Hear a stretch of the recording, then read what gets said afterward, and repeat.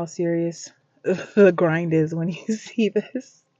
I have like 4 tea bags in here. Anyways, I wanted to come on here really quick because I wanted to talk about this topic. I don't know if it's just like my algorithm on my YouTube channel, or whatever, but I've been watching so many videos about people like moving into their cars and moving into their vans. Everybody has their own reasons, but I feel like obviously like a lot of the reasons is like economical, but like the fact that like we're in a new age where like we can document things and like share them with the world, not just like our immediate neighbors or like our little social circles or whatever, or even like our cities or our states or the country, but the world is like crazy. Like that's like a whole new, thing, which is great. I've only rented 3 apartments in my life.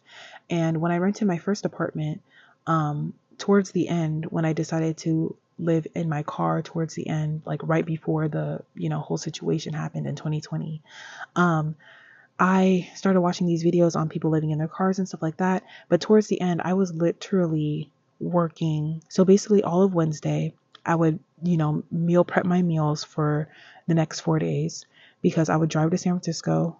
Took like 2 to 3 hours to drive to San Francisco, and I would do gig work. I would do Lyft, Instacart, whatever. I would do all the gig work, and it was good money. Don't get me wrong. I was making like over.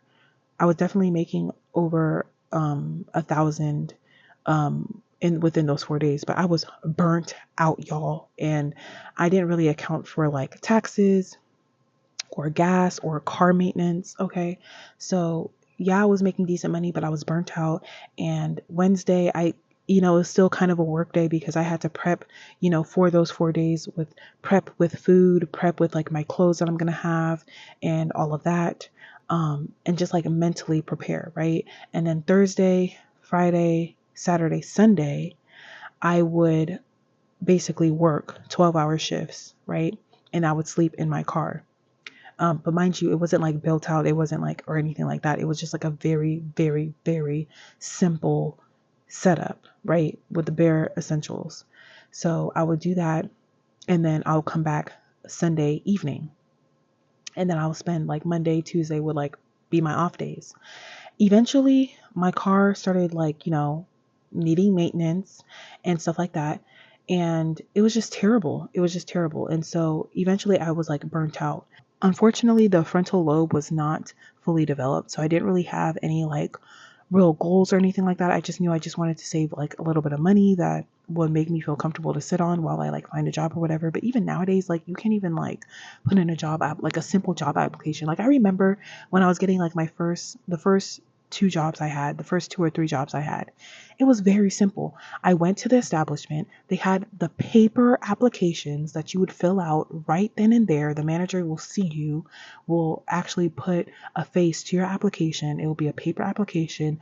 They'll review it, and literally within a week, sometimes even like within a couple days, you'll know whether or not you got the job. And usually like the interview was just to kind of get to know you. It wasn't like a whole spiel on, second, third, fourth, fifth interview. Like it's like automatically pushing us to this space where you kind of have to be online in order to exist.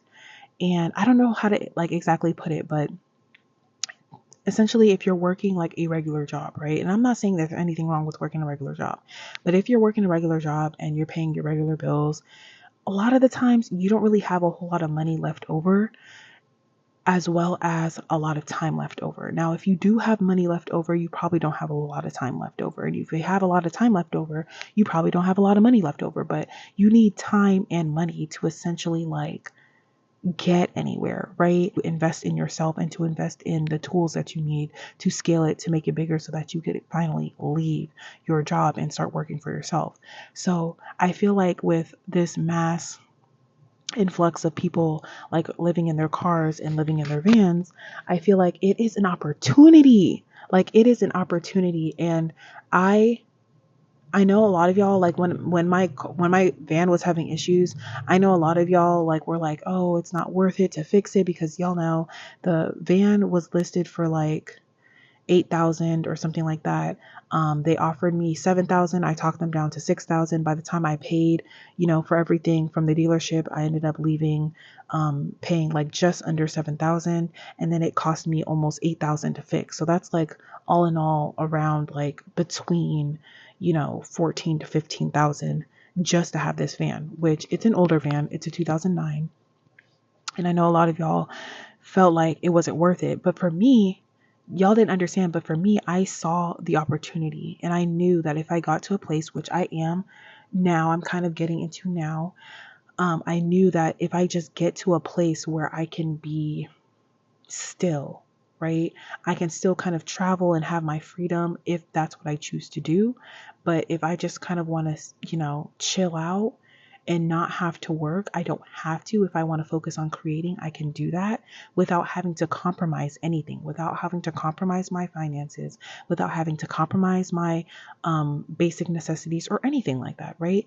Regardless, it's an opportunity, right? Because we all can agree that working a minimum wage job to pay your bills that are just entirely too high, to barely have anything left over for yourself to do anything else with, or to actually live your life with, or travel, or do whatever, is just not sustainable. Even if it is temporary, guess what? Like, you can live out of your car for a few months if you plan on, like, say, moving to another state. That's still an opportunity, right, for you to do. But regardless, it's just like I try to be as optimistic as possible and I try to see things as opportunities versus like hindrances, because there's so much that comes out of living in your vehicle and like having that isolation that leads you to self-discovery. And that pipeline is just unmatched. You start realizing stuff about yourself that you wouldn't have realized before. You would realize your potential, your capabilities. You'll start like realizing your power in those situations and how much you can actually like accomplish in those situations. The first time I lived in my Ford Focus, and it was terrible. Like the first time I lived in my vehicle, it was a mess. Like I literally wanted to keep practically everything. So I put like most things in storage, and then I had most things in my car, that even more that I had than I have in my van right now, like, which is crazy to me. Like I wanted to essentially like have an apartment, but in my car it was so cramped. But anyway, eventually and over time I decided to like, let go of things and condense and become more minimalistic and only keep what I need. Even now I'm still trying to like condense my things, because I still have like a couple of like little type of trinkets and things that I might not really need that I want to condense. So I'm still kind of working on that. And it just makes life so much more easier because you kind of make space for like more, you know what I mean? Like more, more like important things. I mean, definitely don't hesitate if this is the type of lifestyle that you are looking to live. One thing I will say is that definitely test it out. Like if you already have a car, definitely test it out. Create a small type of build that you can kind of test out for a few weeks. And then definitely also plan to, minimize and condense your belongings, because it's free. It's freeing when you don't have a whole bunch of stuff. Like it really is. So yeah, let me know what y'all think in the comment box below. I know there's a lot of like new people here, but my last video has been getting like a lot of views. I'm so grateful that people are watching and stuff like that. I do post kind of like whatever, like I mean this channel is just essentially like my journey, and that kind of includes and embodies pretty much everything in my whole life. Hello to all of my new subscribers, and I hope y'all enjoy, the journey. 2025, I know, is going to be a great one for me because, and I keep saying this, but I cannot stress this enough. Like, the frontal lobe has fully like marinated and is fully functioning, right? Yeah. Life before 25, life before your frontal lobe fully develops is so ghetto. I cannot, I literally, it's like, the best way I can describe it is like somebody finally like turned on a light, right? It's like a light just went on. It's like somebody finally grabbed the generator and hooked it up. It's like your vehicle has been running on no oil this whole time and somebody finally put oil. It's like I can't even. I don't know if I want to just equate it to that or to like to my own like life experiences. I've always been like this type of way, like sage like, but after 25 is like wow. And I used to be hard on myself because I'm like, dang, like how can I just like waste so much of my life already to like, you know, whatever, but it's like I'm not even trying to think about that right now. Like life is good. Life is good right now and we're on the up and up and next year is going to be amazing and I just cannot wait to share that with you all. So, yeah.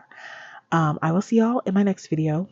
Um I have a couple of videos that I'm excited to be sharing with y'all. So I will see y'all in my next video and don't forget to like, comment, and subscribe. And bye.